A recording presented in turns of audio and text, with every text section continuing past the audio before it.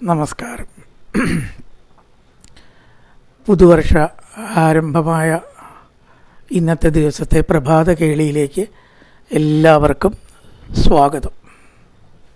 കൂട്ടരെ, നല്ലൊരു വർഷാരംഭം ആകയാൽ രണ്ട് വാക്ക് അതിനെക്കുറിച്ച് പറയാമെന്നുള്ളത് കൊണ്ടാണ് ഇന്ന് ശ്ലോകമൊന്നും ചെല്ലാതിരുന്നത്. അതിന് പറ്റിയൊരു ശ്ലോകം പെട്ടെന്ന് കിട്ടിയില്ല. എന്തായാലും കണി കാണും നേരം കമലാനേത്രൻ്റെ നിറമേറും മഞ്ഞത്തുകിൽ ചാർത്തി എന്ന പ്രസിദ്ധമായ കീർത്തനം നമ്മളൊരിക്കലും മലയാളികൾക്ക് മറക്കാൻ കഴിയില്ല. കണ്ണനെ കണി കാണുമ്പോൾ ഉണ്ടാകുന്ന ആ ഒരു അനുഭൂതി എങ്ങനെ നമുക്ക് വാക്കുകൊണ്ട് വർണ്ണിക്കാനായിട്ട് കഴിയും? ഇന്നത്തെ ദിവസം പ്രഭാതത്തിൽ ആ പാട്ട് കേൾക്കുമ്പോൾ ഒരു പ്രത്യേക അനുഭൂതിയാണ് നമുക്കുണ്ടാവുന്നത്.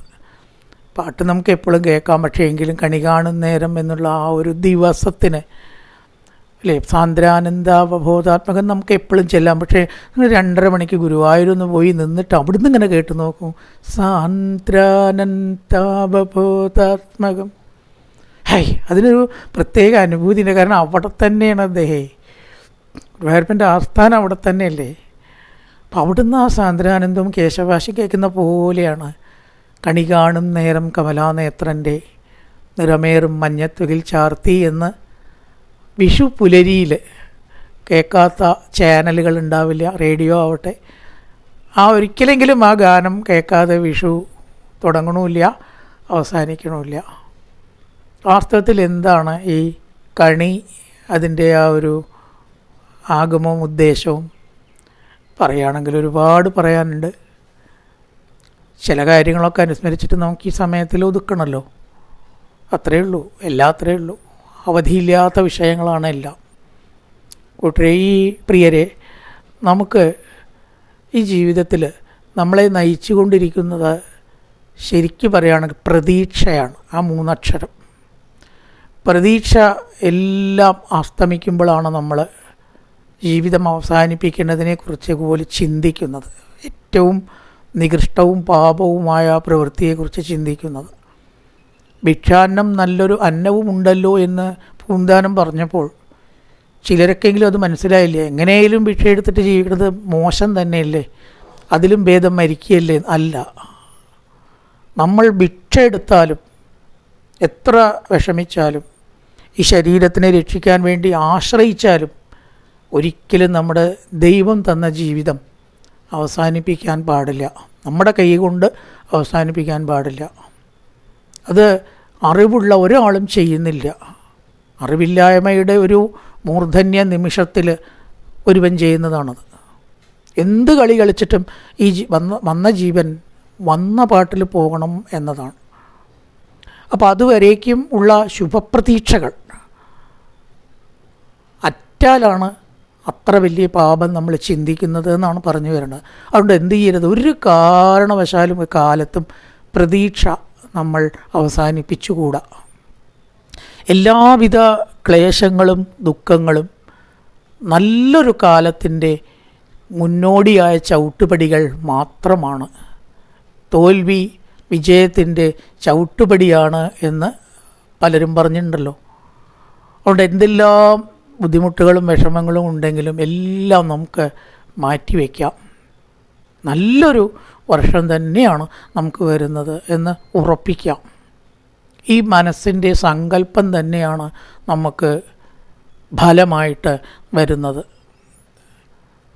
കണിയിൽ നമ്മൾ ഒരുക്കുന്നതായ ശുഭകാര്യങ്ങൾ എന്തൊക്കെ നന്നായിട്ട് നമ്മൾ കരുതുന്നുണ്ടോ, അങ്ങനെ മംഗള വസ്തുക്കൾ, പഴവർഗ്ഗങ്ങൾ, ധാന്യവർഗ്ഗങ്ങൾ, അരി വയ്ക്കാറുണ്ട്.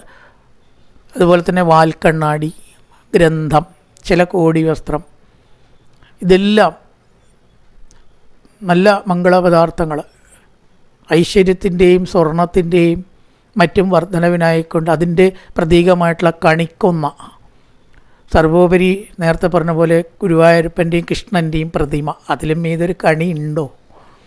കൃഷ്ണൻ്റെ പാദാദികേശം കണ്ടിട്ട് ഒരു വർഷം ഒരു ദിവസം തുടങ്ങിയാൽ അതിനേക്കാളും വലിയൊരു കണിയില്ല. കാരണം അതിൽ കണിക്കൊന്ന ഉണ്ടാവും ചിലപ്പോൾ. സ്വർണത്തിൻ്റെ ആഭരണങ്ങളുണ്ട്, മഞ്ഞപ്പെട്ടുണ്ട്, എല്ലാം ഉണ്ട്. ഭഗവാന്റെ ശരീരത്തിലില്ലാത്ത ഒന്നുമില്ലല്ലോ. ഈ ലോകം മുഴുവൻ ഭഗവാന്റെ ശരീരത്തിലാണെന്ന് പറഞ്ഞാൽ പിന്നെ വേറൊന്നും വെക്കണ്ട. അതിനകത്തേ കൃഷ്ണ വിഗ്രഹം വെക്കണം. എന്താ പറയുക, അഥവാ വല്ലതും പരിഭ്രമത്തിൽ വെക്കാൻ വിട്ടുപോയാൽ ഭഗവാനെ വെച്ചാൽ അതവിടെ ഉണ്ടാവുന്നതാണ്. എന്തായിക്കോട്ടെ, ഭഗവാന്റെ ശരീരത്തിലില്ലാത്തതായിട്ടൊന്നുമില്ല.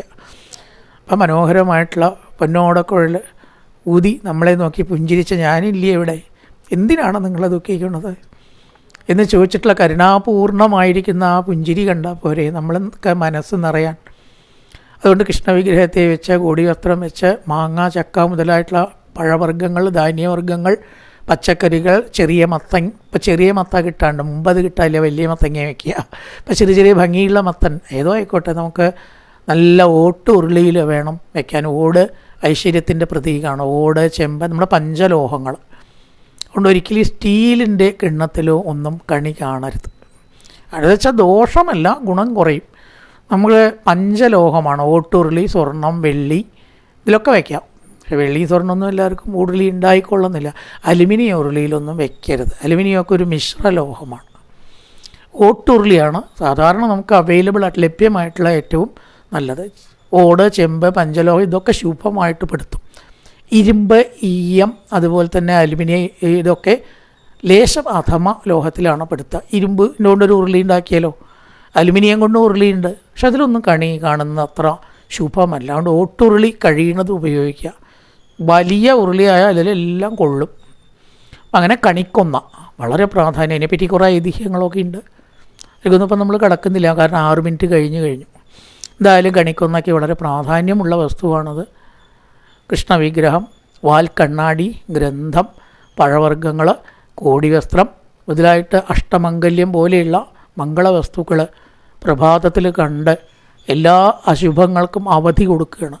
നല്ലൊരു വർഷം ഉണ്ടാവട്ടെ എന്ന് മനസ്സിൽ സങ്കല്പിച്ചാൽ അതിന് തീർച്ചയായിട്ടും ഫലമുണ്ട്. എന്താണ് വാസ്തവത്തിൽ പൂജ? മനസ്സുകൊണ്ട് സങ്കല്പിക്കുകയല്ലേ. ഇവിടെ ഈശ്വരനുണ്ട്, അല്ലാണ്ട് അവിടെ ഈശ്വരൻ ഉണ്ടോ? ശരിക്ക് സത്യത്തിലില്ല. ഒരു തരത്തിൽ എല്ലാ ദിക്കിലും ഉണ്ട്, പക്ഷേ അവിടെ പ്രത്യേകിച്ച് ആ വിശേഷണ ഉള്ള ദിക്കിൽ ആവാഹിക്കണ സ്ഥലത്ത് ഈശ്വരനില്ല. നമ്മൾ മനസ്സുകൊണ്ട് ഉണ്ടാക്കുകയാണ്. മനസ്സുകൊണ്ട് സങ്കല്പിച്ച് ആവാഹിച്ചിട്ട് അതിന് ധൂപദീപ നിവേദ്യങ്ങളും ഉപചാരങ്ങളും കൊടുക്കുമ്പോൾ അവിടെ ഈശ്വരശക്തി ഉണ്ടാവുന്നു. മനസ്സുകൊണ്ടല്ലേ ഉണ്ടാക്കിയത്.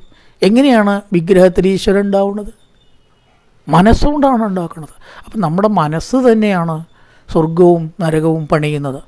അപ്പോൾ മനസ്സുകൊണ്ട് ശുഭമുണ്ടാവട്ടെ എന്ന് വിചാരിച്ചാൽ തീർച്ചയായിട്ടും ശുഭം ഉണ്ടാവും. മനസ്സുകൊണ്ട് മുഴുവൻ നെഗറ്റീവ് ചിന്തിച്ച് നോക്കൂ, ആ അശുഭാനുഭവങ്ങളെ നമുക്കുണ്ടാവുള്ളൂ. അതുകൊണ്ട് ഈ വിഷു പ്രഭാതത്തിൽ നല്ലത് മാത്രം ചിന്തിക്കാം, നല്ലത് മാത്രം ആശംസിക്കാം, നല്ലത് മാത്രം പ്രതീക്ഷിക്കാം. നല്ലത് വരട്ടെ, ഐശ്വര്യങ്ങൾ വരട്ടെ, നല്ലൊരു ഐശ്വര്യപൂർണവും സമാധാനപൂർണവുമായ ഒരു ജീവിതം എല്ലാവർക്കും ഉണ്ടാകട്ടെ എന്ന് ആശംസിച്ചുകൊണ്ട് നിർത്തുന്നു. നമസ്കാരം.